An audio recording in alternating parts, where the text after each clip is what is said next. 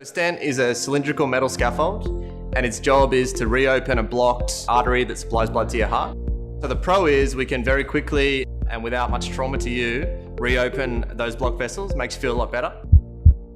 The drawbacks are they're made out of metal, often stainless steel, and these don't agree with your body naturally. They cause blood to clot, and they interact very poorly with the tissue. When you leave hospital, you're on a very rigorous drug regime.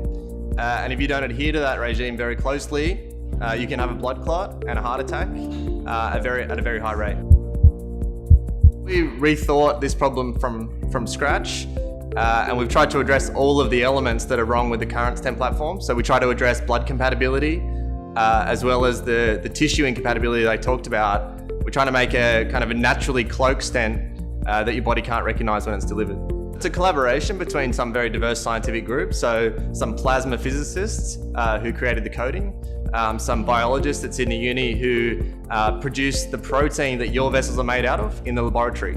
And we combine those two together to make a stent that's coated in your body's natural protein, which gives it that cloaking effect. And then our group here is very clinically minded. Our leader is a cardiologist. And so together those three elements are brought together to make the stent program. I guess we foresee a day where you can leave hospital without medication, and you can have a stent that you know is going to integrate very well with your body and not have the long-term risks and consequences that the current ones do. The current stents are not very well tolerated by your body, not at all. And our view is if we engineer it appropriately, we can get a stent that interacts with your tissue very favourably and heals appropriately, and that actually your body doesn't even really know is there.